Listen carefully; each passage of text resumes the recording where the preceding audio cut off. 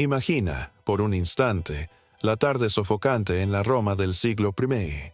El sol cae a plomo sobre la plaza. Los mármoles se calientan hasta volverse incómodos al tacto. Entre los murmullos expectantes de la multitud, un hombre es arrastrado al centro del foro. Sus ojos, desorbitados, buscan alguna compasión en los rostros de los espectadores. La brisa no lleva alivio, sino el olor acre del humo y de la madera seca. Esta no es una ejecución cualquiera. Ante él, la silla ardiente espera. Su estructura no es elaborada, ni elegante. Hierro fundido, cuero tenso y una ingeniosa disposición de canales para el fuego. Lo que sigue no es imaginación. Es un método documentado por Plinio el Viejo y narrado con horror por los cronistas de la época. El condenado será atado con precisión quirúrgica, asegurando que cada músculo, cada articulación, quede en tensión perfecta para intensificar la agonía. Bajo él, brasas encendidas de leña dura y carbón rugen, y el primer olor a madera quemada invade la plaza, mezclado con un dejo de miedo humano que penetra más profundo que el humo. Podrías pensar que la silla ardiente era solo un instrumento de ejecución, pero era, sobre todo, un mensaje. La Roma que ríe en la arena también tortura con método y teatralidad.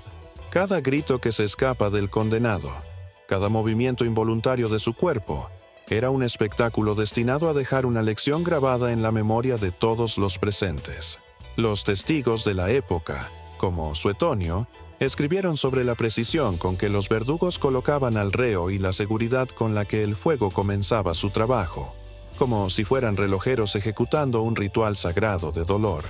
Y mientras el humo se eleva y la carne comienza a ceder al calor, no es solo el condenado el que arde. Es la historia la que nos recuerda la crudeza de la justicia romana. Si esta narración te intriga y deseas conocer cada detalle, cada mecanismo, cada decisión que llevaba a un hombre a ser reducido a cenizas ante miles de ojos, te invito a suscribirte porque lo que sigue es más intenso, más cruel y, sin embargo, meticulosamente humano. El condenado ya no es solo un hombre. Es un estudio viviente de anatomía y psicología, un actor involuntario en un teatro de fuego. Antes de ser colocado, los verdugos inspeccionan cada hebra de cuero de la silla, cada barra de hierro, ajustando todo con precisión quirúrgica. No se trataba de improvisar. Cada centímetro de la silla ardiente estaba diseñado para maximizar la agonía sin destruir de inmediato al cuerpo, prolongando cada segundo de conciencia, cada instante de terror. Las manos del condenado se atan con fuerza, obligando a los dedos a tensarse hasta doler, mientras la espalda se curva contra el respaldo, rígida, incapaz de protegerse del calor que comienza a rodearlo. El fuego no se aplicaba de manera bruta. Brasas cuidadosamente seleccionadas y leños de roble húmedo se colocaban estratégicamente para que el calor subiera lentamente, primero quemando el cuero y el cabello, luego la carne. Se escucha el crepitar de la madera, un sonido que para la multitud es casi hipnótico, y para el condenado un preludio de agonía. Cada rugido del fuego parece responder a los gritos de la víctima, como un coro perverso. Algunos cronistas romanos describen cómo el humo se enroscaba alrededor del cuerpo, produciendo un olor único. Carne quemada, cuero y sudor, que impregnaba la plaza y que, según ellos, dejaba una marca imborrable en quienes presenciaban la escena. Imagina por un momento. Estás frente a esa silla. Cada segundo que pasa, el calor sube. Los músculos se endurecen. Los nervios arden. La mente del condenado fluctúa entre la negación y la desesperación, mientras los espectadores aprenden la lección que Roma quería enseñar. La justicia puede ser un arte de terror. Y aquí es donde te hago una pregunta que rara vez se escucha. ¿Crees que alguien en esa plaza habría sentido algún tipo de perdón divino por aquel hombre? ¿O la justicia romana era, simplemente, la manifestación más fría del orden? Comenta abajo tu opinión y no tengas miedo de decir si crees que Dios podría intervenir, porque cada reflexión aquí es un eco de lo que se vivió en esa plaza. Antes de que el fuego y el hierro hicieran su trabajo, Este hombre tuvo una vida, decisiones y enemigos. No era un cualquiera. Los documentos y crónicas de la época, como los de Tácito, lo identifican como alguien que desafió el orden, tal vez un traidor político o un esclavo rebelde que osó desafiar la autoridad de su amo con actos considerados intolerables por la moral romana. Roma no castigaba solo por venganza. El suplicio debía ser ejemplar, y la selección del condenado no era azarosa. Cada elección estaba calculada para provocar miedo, para enseñar que la lealtad y la sumisión eran más valiosas que la vida misma. Se sabe que este hombre había cometido pequeñas transgresiones primero, pequeñas fisuras en el entramado social romano, desacuerdos con superiores, rumores de conspiración, quizás incluso una palabra maldicha en presencia del Senado o de un magistrado. Roma, obsesionada con la estabilidad, amplificaba cada falta, convirtiéndola en un crimen mayor. Cuando finalmente lo arrastraron a la plaza, no era solo su cuerpo lo que estaba en juego, era su historia, su reputación, la memoria de su familia y la lección para todos los que observaban. Los preparativos del suplicio eran un ritual. Los testigos comentaban que la silla ardiente no era solo un instrumento de tortura, sino un escenario donde la psicología del condenado era manipulada. Los verdugos, expertos en su oficio, aprovechaban cada gesto, cada movimiento de pánico para ajustar las ataduras y el fuego. Algunos relatos mencionan cómo el condenado, al verse completamente rodeado por la multitud y atado al hierro, sentía que la plaza se convertía en un laberinto de miradas acusadoras. La tensión era palpable. El calor del sol sobre los hombros del condenado, el olor a sudor mezclado con la madera quemada, el sonido de la multitud contenida, todo conspiraba para quebrar no solo su cuerpo, sino su mente.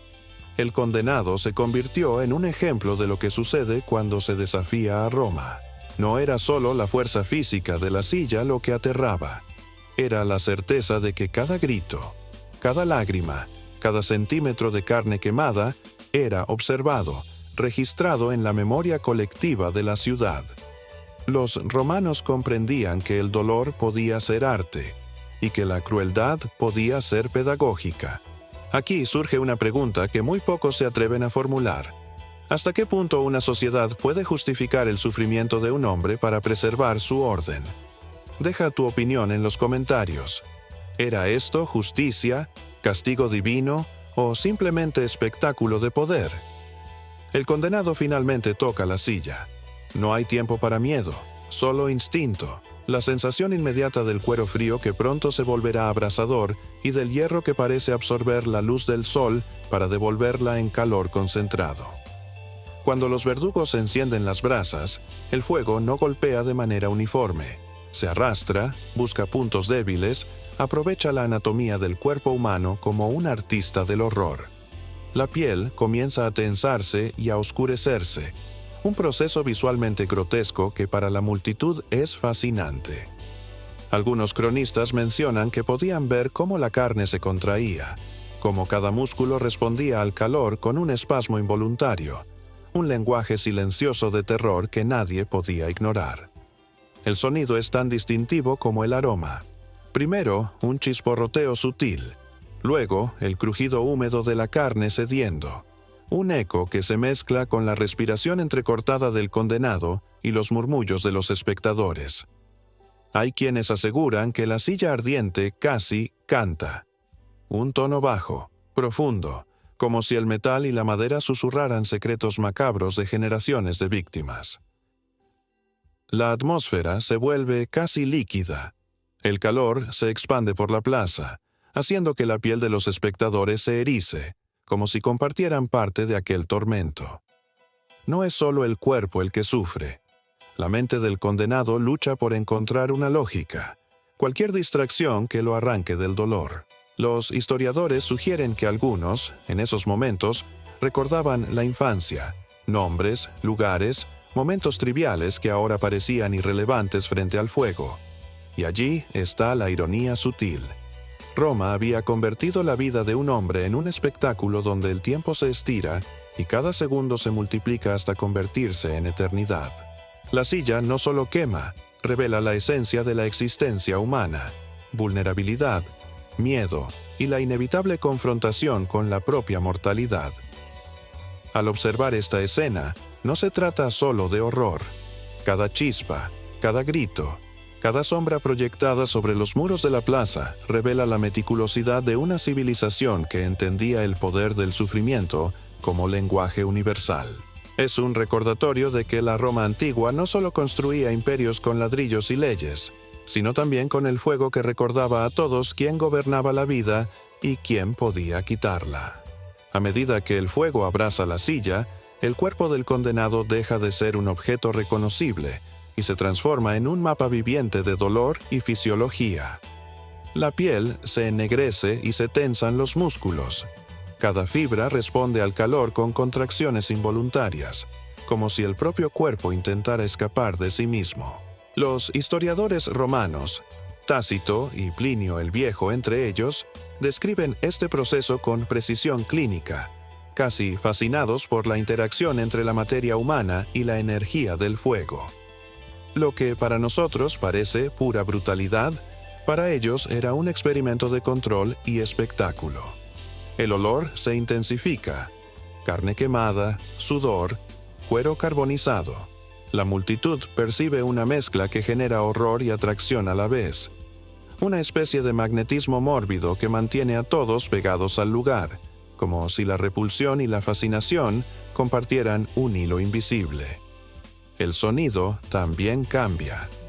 Primero los gritos y gemidos, luego el chisporroteo constante de la carne que cede lentamente, un ritmo que algunos describieron como un latido irregular que marcaba la agonía en tiempo real. Lo más macabro es la intención detrás del diseño.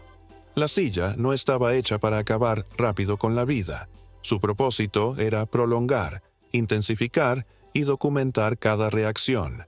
Los ángulos del respaldo, la tensión del cuero, la altura y disposición de las brasas, todo calculado. Cada minuto que el condenado resistía, Roma imprimía su lección. El poder podía manifestarse no solo con leyes, sino con dolor medido y consciente. Incluso los cronistas notan que algunos verdugos se deleitaban ajustando levemente la posición del cuerpo para observar nuevas reacciones, pequeñas variaciones en el tormento que servían tanto para perfeccionar la técnica como para mantener la atención de la audiencia. Y mientras el fuego sigue su trabajo, algo más ocurre. El espectáculo de la muerte se convierte en un ritual social. La ciudad, testigo del horror, internaliza la lección. La silla ardiente no solo mata, comunica, instruye, domina. Cada chispa que salta, cada gesto del condenado, cada grito sofocado es un recordatorio de que la Roma antigua entendía la agonía humana como una herramienta tan poderosa como cualquier espada o decreto. En ese instante, la plaza deja de ser un espacio público para convertirse en un escenario donde la vida, la muerte y la civilización convergen en un solo acto teatral de brutal precisión. El calor se vuelve casi líquido, penetrando cada centímetro del cuerpo del condenado. Los músculos, tensos desde el inicio, ahora se retuercen en espasmos involuntarios que producen sonidos guturales, imposibles de ignorar. Cada contracción es un diálogo silencioso entre la vida que se aferra y el fuego que consume. La piel, ennegrecida, comienza a desprenderse en capas finas, mientras los huesos empiezan a ceder bajo la intensidad de las brasas estratégicamente colocadas. La silla ardiente no es simplemente tortura, es un instrumento de precisión quirúrgica en manos de maestros del tormento. Los ojos del condenado, abiertos y fijos en un punto indefinido, reflejan la luz danzante de las llamas, proyectando sombras que se alargan y deforman sobre los muros de la plaza. Es un espectáculo visual que captura la atención de todos los presentes, un recordatorio brutal de la fragilidad humana. Los sonidos cambian también. El chisporroteo de la carne se mezcla con un crepitar más profundo de los huesos, un ritmo casi musical, oscuro y obsesivo, que marca la evolución del tormento. El olor, por supuesto, es insoportable y a la vez magnético. Una mezcla de carne quemada, sudor y cuero carbonizado que penetra en las fosas nasales, obligando a los espectadores a confrontar el precio de la desobediencia o la traición. En este escenario, la mente de la multitud juega su papel. Cada gesto del condenado, cada convulsión, provoca reflexiones inquietantes sobre la mortalidad, la justicia y el poder absoluto del Estado. La silla ardiente logra algo que pocas ejecuciones podían. Convierte el sufrimiento en enseñanza, en espectáculo y en advertencia. Cada reacción del cuerpo es medida, cada movimiento observado. Los verdugos ajustan la posición, el calor y la tensión del cuero según el efecto deseado. No es azar ni improvisación, es un experimento prolongado, una coreografía de dolor y control absoluto, donde el condenado es a la vez víctima y maestro involuntario de la lección que Roma quería impartir. Y mientras el fuego sigue su labor, la audiencia comprende, aunque tal vez de manera subconsciente, que lo que está presenciando no es solo la muerte de un hombre, es la manifestación pura del poder, un recordatorio de que la civilización romana construía imperios con leyes, ladrillos y fuego. La silla ardiente no solo acababa con la carne, desnudaba el alma del condenado ante todos, exponiendo la fragilidad humana con una precisión casi científica. Mientras el condenado lucha por mantener conciencia, la plaza no solo observa, se transforma en un laboratorio de emociones. Cada mirada fija, cada gesto de horror, cada leve contracción de los músculos del condenado es absorbida por la multitud. Los romanos entendían algo que a menudo olvidamos. El miedo colectivo moldea comportamientos, refuerza la obediencia y es más eficaz que cualquier decreto escrito.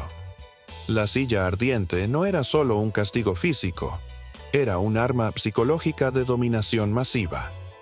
Los testigos describen un silencio expectante que se rompe solo por los gritos entrecortados del condenado y el crepitar del fuego. Algunos sentían fascinación, otros repulsión, pero todos quedaban atrapados en un mismo estado: la conciencia de que el poder absoluto podía decidir sobre la vida y la muerte sin advertencia ni misericordia. Los cronistas de la época mencionan que niños y jóvenes aprendían rápido la lección. La transgresión se pagaba con un dolor calculado y prolongado, y la traición era inaceptable. El efecto sobre la mente humana era tan profundo como el daño físico sobre el cuerpo. Algunos espectadores describían un hormigueo en la piel, como si el calor se extendiera más allá de la plaza, tocando a todos los presentes. La combinación de olfato, sonido y visión generaba un estado hipnótico. El horror se volvía educativo, y el espectáculo servía como recordatorio constante del orden social. La silla ardiente era teatro, era castigo, era propaganda, y su efecto se amplificaba en cada mente que presenciaba el tormento. La ironía evidente para cualquiera que observe con atención es que el condenado en su agonía se convierte en maestro involuntario de esta lección.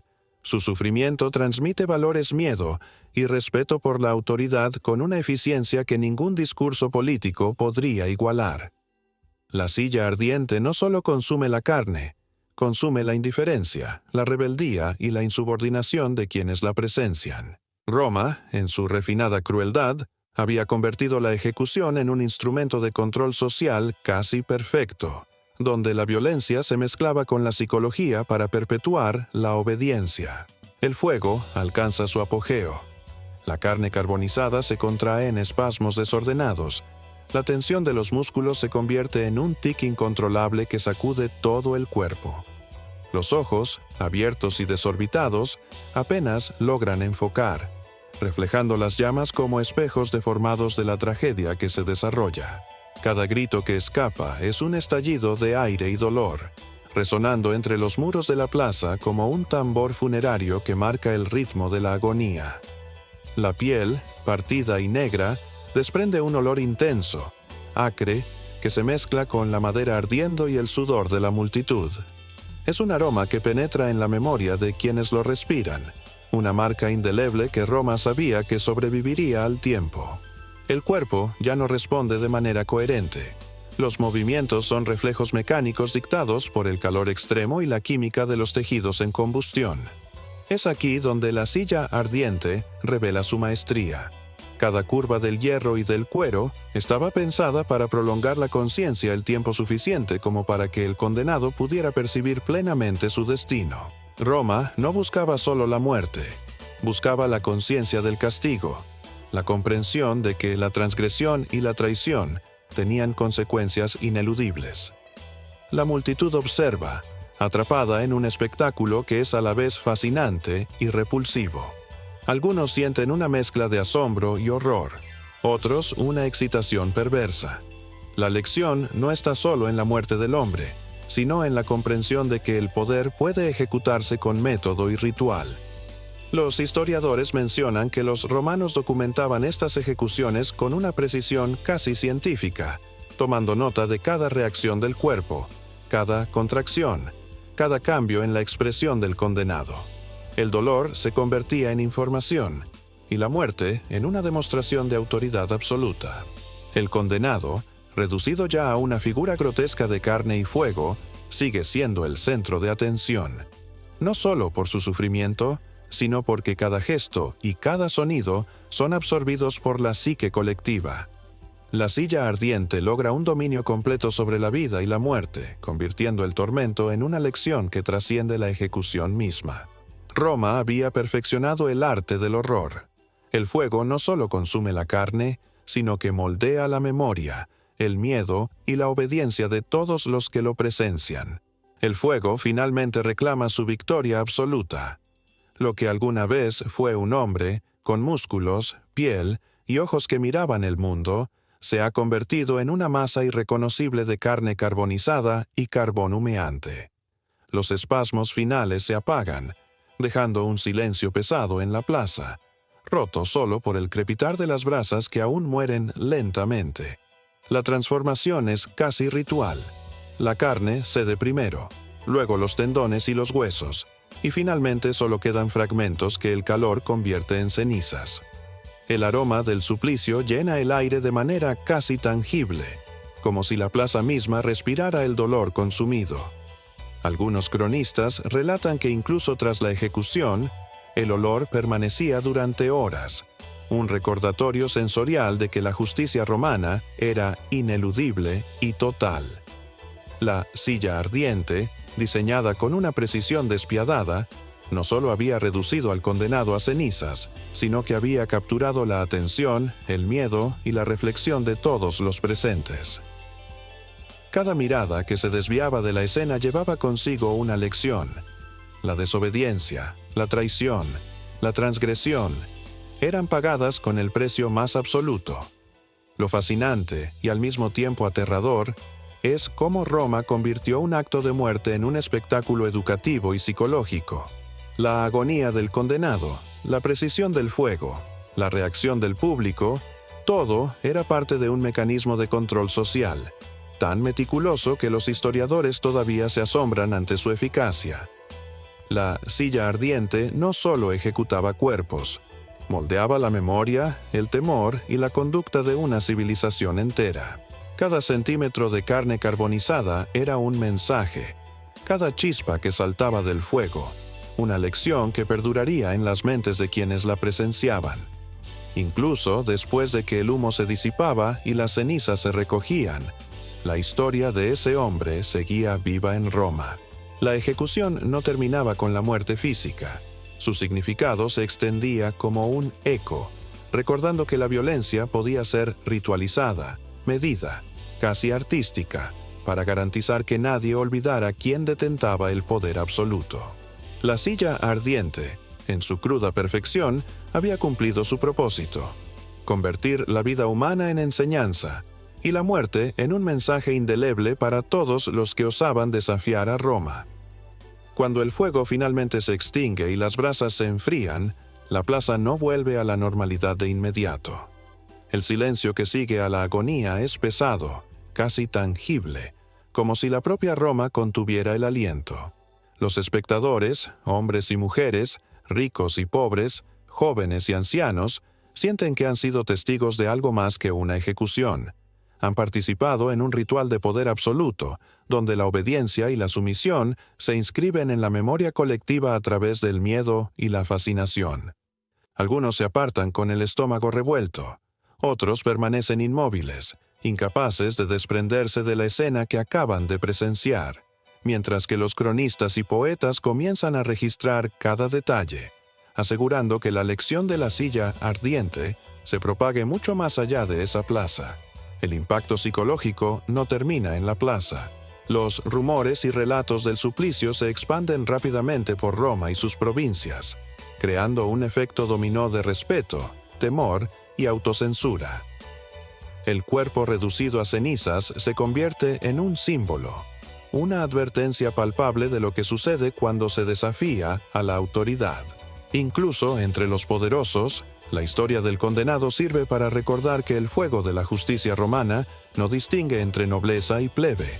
Todos están bajo la mirada calculadora del imperio. La memoria del condenado se mezcla con la memoria de la ciudad. La silla ardiente no solo elimina al individuo, sino que crea un vacío lleno de significado. La ausencia de un hombre refuerza la presencia del poder.